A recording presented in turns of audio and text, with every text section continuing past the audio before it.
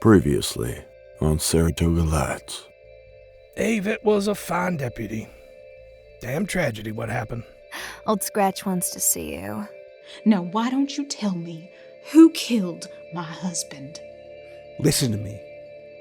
I will get us out of this, but we just need to go now. Are you about to do something that Avett wouldn't want you to do? I reckon he'll slaughter everyone he finds out in these woods. It's nothing Avett himself wouldn't do.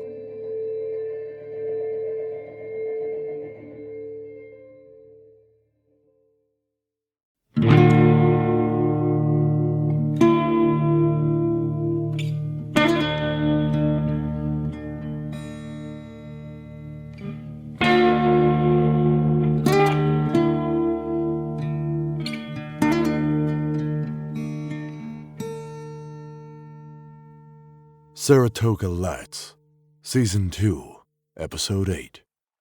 Hold on, Magnolia.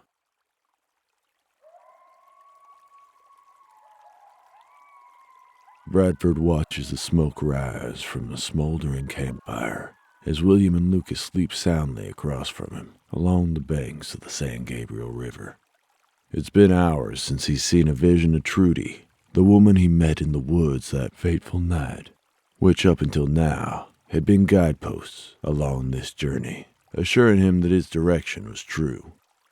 For days he has hiked through the hill country towards some unseen destination, driven by the promise of fortune and fame in some form or another, despite the holes worn through his boots and the dwindling supply of rations. Along every turn, Trudy blazed a trail for him to follow towards a promised oasis. Except now, he's began to fear that there is no water nor relief to be found at his destination. Only a mirage conjured by his weary, weathered mind.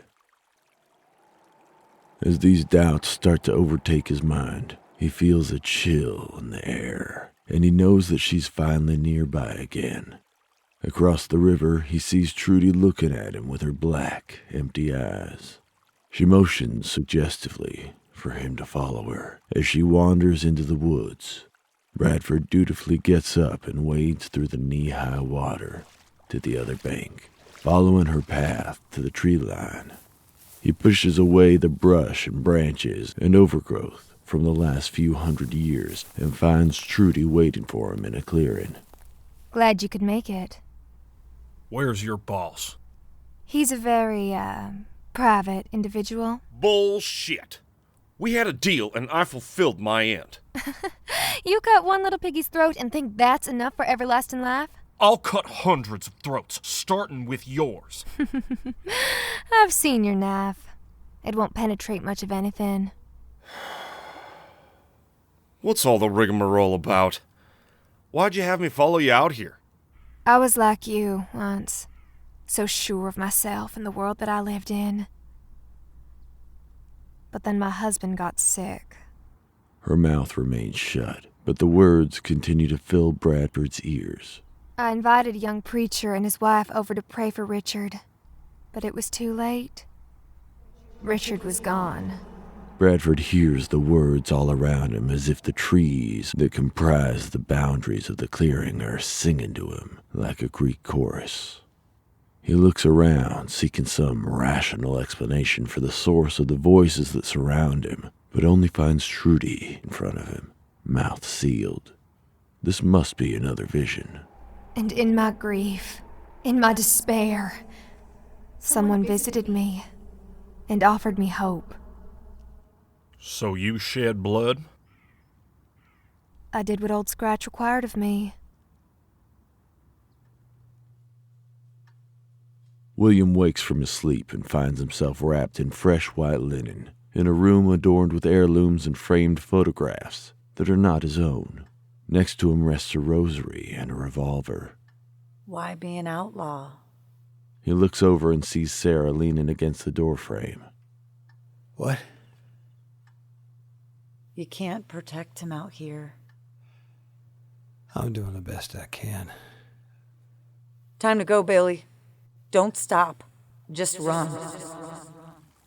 William's eyes open again, this time to be met with the morning Texas sun, nearly blinding him, instead of the angelic figure of his former lover. He looks around and finds himself along the banks of the San Gabriel River once again. His brother Lucas is snoring next to him. He looks over across the long extinguished campfire and sees a blanket where Bradford once laid, now vacant. Lucas, get up. What? Bradford's gone. Let's go. Lucas gets up and grabs the last of the canned beans for his satchel. Beans is what we got, he thinks to himself, while packing for the journey ahead. His back is to William, who's kneeling down looking through the available gear. They need to travel lightly and be quick about it, bringing only the essentials. Where'd he go? I don't know, but it's the only time he's left us alone. I don't think we'll get another chance. Dang it, he took all the ammo. I've got a clip. That'll have to do. Let's go. William stands and turns and finds himself inches away from the barrel of a gun, pointed squarely at his head. He looks past the weapon and sees a young woman wearing an ill-fitting service uniform, clearly not her own, with her finger resting firmly on the trigger. Lucas turns around and sees the woman with a gun to his brother's head. He grabs his machine gun and stands, trying to get a clear shot of her. But the woman smartly keeps William between them as a shield, his arms raised in submission. Maggie got the drop on him. Are you the Pistol Brothers? I'm William. This is my brother Lucas. Ma'am? My name is Maggie Sewell. You murdered the love of my life. No! Wrong. No, ma'am! Not us. You cut his throat and left him to bleed out like an animal. We didn't do that. Bradford Molina. He's the one that did those things. I've never heard of a Bradford Molina. I have, however, heard of the Pistol Brothers. I know this may be hard for you to believe, but we did not kill your husband. All right, the man who did should get back here in a minute, and honestly, we don't want to be around here when he does. He's crazy. Now, you're welcome to wait around for him to return, but he is not the conversating type when it comes to these matters. I'm not some fool swayed easily by smooth talk. Oh, for Pete's sake, lady. This isn't smooth talk. This is, we're getting the hell out of here before the devil returns talk. A stinging sensation radiates through Maggie's left eye as the body of William falls on the ground in front of her. The remnants of his face mostly painted onto hers like a morbid Jackson Pollock piece. She blinks rapidly. As her vision blurs, Maggie fishes a foreign object out of her eye. A sharp, blood-stained fragment of William's skull.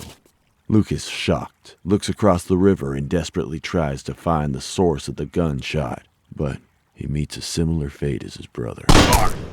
Another shot rings out across the San Gabriel as Lucas is laying down next to William. Bradford walks out of the woods and across the river back to the campsite, dismissively kicking the corpse as he pulls the last can of beans from Lucas's satchel. Paying no mind to Maggie in her hastily chosen place of hiding, Bradford simply pops the small tin open with his hunting knife and tries to get a fire going for breakfast. Maggie stands and aims her gun at the man crouched before her. Who are you? My name is Maggie Sewell. You murdered the love of my life. Bradford offers no reaction, just continues to stoke the growing fire for his beans. Maggie takes a cautious step towards him, stumbling over the uneven ground and trying to adjust to the lack of depth perception. She takes another step, but before firmly planting it on the ground before her, Bradford spins from his crouched position with his gun drawn and shoots Maggie in her thigh. Maggie gasps in pain when she hits the ground, trying to catch her breath as the wind gets knocked out of her. The gun. She frantically runs her hand over the ground on either side of her, searching for the weapon. This is a nice piece. Maggie looks up at the voice and sees Bradford standing above her, examining Avid's gun with an approving nod before tucking it into the back of his pants. Magnolia. I do believe I remember you from that picture he carried. Only Avid called me that. Certainly a murderous villain such as yourself wouldn't be afforded the same level of familiarity. That photograph doesn't do you justice, my dear Magnolia. I said not to call me that! She yells with a fury that reverberates off the banks for miles, landing on the ears of various woodland creatures, but not much else. Their solitude is deafening to her. She throws her arms behind and heaves her torso in the same direction, dragging herself as best she can. Her shattered leg oozing out blood with each stuttered start and stop as she tries to put distance between herself and her attacker. Bradford just keeps pace with her, like a hyena stalking a wounded gazelle, allowing her to exhaust her physical and mental fortitude before he goes in for the kill. These are violent times, Magnolia. Violent times indeed. I consider myself well-versed in how the world works, but let me tell you, I've seen some ungodly shit these past few days. Things that make you question the very basis of your sanity. Have you ever been certain, Magnolia? So certain that you appear to everyone around you to be a madman, wholly fixated on this one intangible idea? Do not call me that. My name is Maggie Sewell. I came here to see to your destruction. I've been wandering all over this state for most of my life, and you know the one thing I've learned?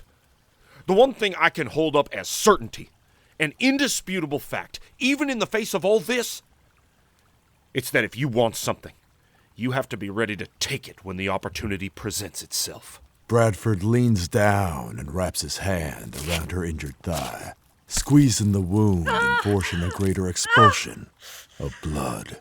She screams in an attempt to cope with the pain, though it offers little comfort or relief.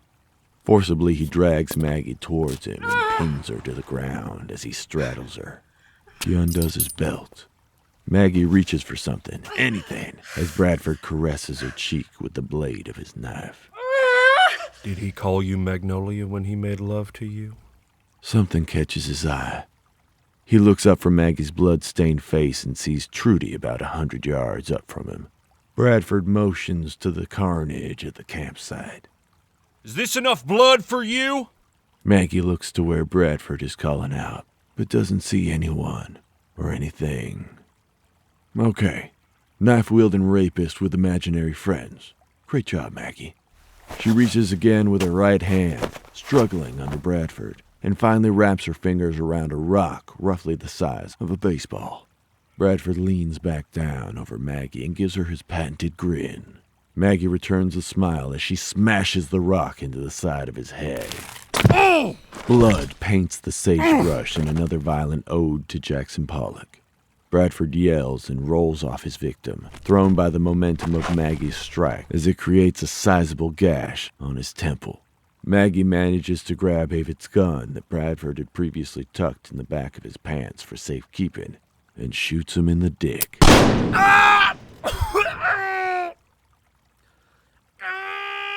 She climbs atop Bradford and plunges his own hunting knife into his neck with both hands, burying the handle into his flesh. Blood spews from his mouth as he tries to grab it, but his coordination isn't what it used to be. Is this enough blood for you? Maggie falls back onto the ground as the adrenaline wears off. The commotion and carnage gives way to the calming sound of the river as she loses consciousness. Minutes pass, hours even. The stillness and tranquility of the scene is disrupted by Sheriff Hartigan, incredulous at what lay before him. Multiple bodies flanked by pools of blood running through tiny tributaries and emptying into the San Gabriel River on his right. In the midst of the mayhem, he sees Maggie laying on her back, unresponsive. Oh, sweet Jesus, Maggie. Hartigan approaches in his pressed white shirt and 10-gallon hat, looking a bit squeamish, but gun drawn nonetheless. It's like a gall-darn slaughterhouse out here. He kneels next to Maggie and tries to assess her vitals before coming to the only diagnosis he feels qualified to make. Lots of blood. Hartigan rips a sleeve from his shirt and ties off the wound on her leg. LaFleur, come back. He waits for the voice of Sheriff LaFleur to cut through the radio, but suddenly is aware that someone is standing behind him. He spins around and sees Trudy, clad in black. Now, normally Hartigan would welcome the company of a young lady, but this situation has given him pause. Number one, He's fairly certain she wasn't there when he first arrived at the scene. Number 2, her eyes are black, soulless voids that aren't very inviting, to say the least. Hartigan stumbles back and clumsily pulls his gun out, trying to compose himself. He's never seen a demon before, and is having a hell of a time processing what he's seeing. Good Lord Almighty. Tell that preacher I'll be seeing him soon. This was in Texas.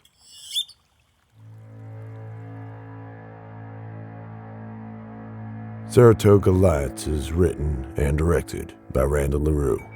Audio recording and engineering by Matthew David Rudd. Music by Randy Reynolds.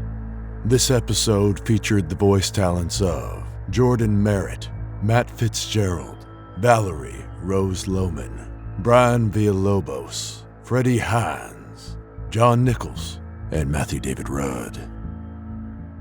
Until next time.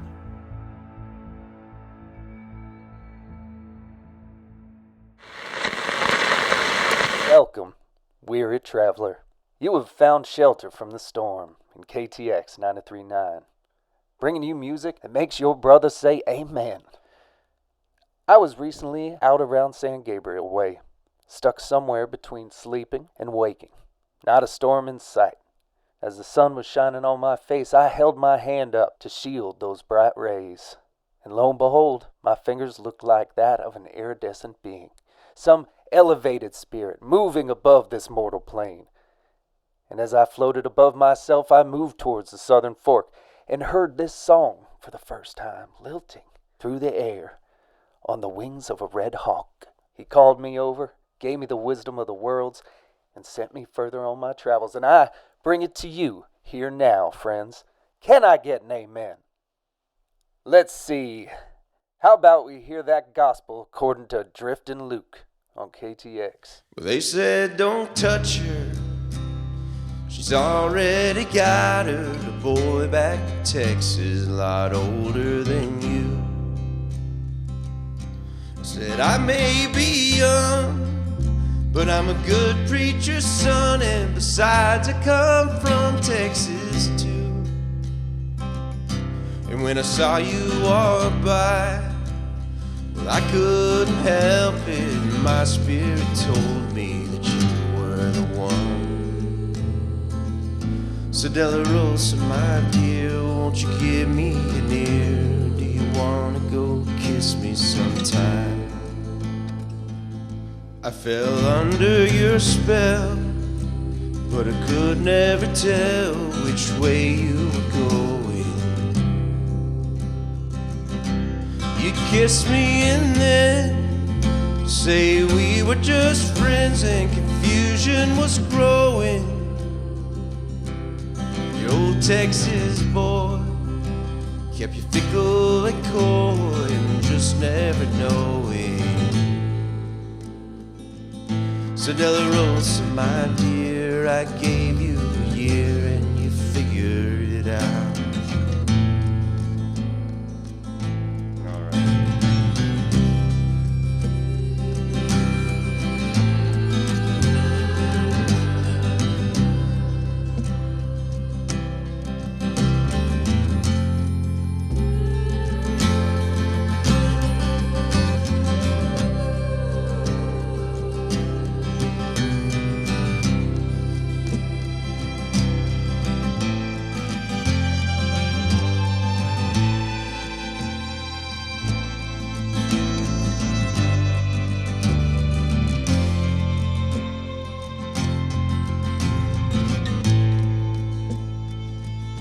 Now we're back in Texas, and all these kids with us, and I'm getting old.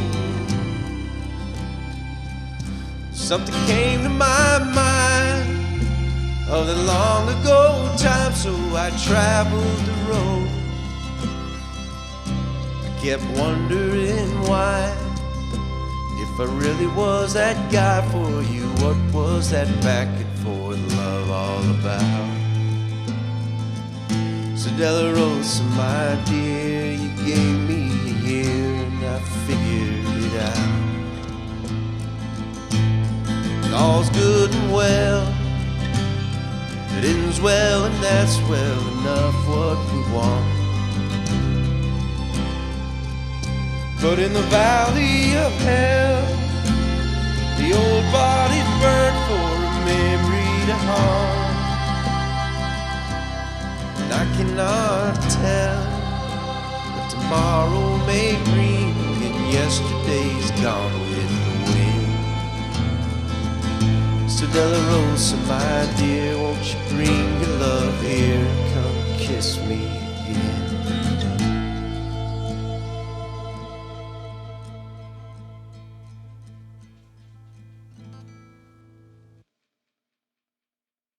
Excuse me.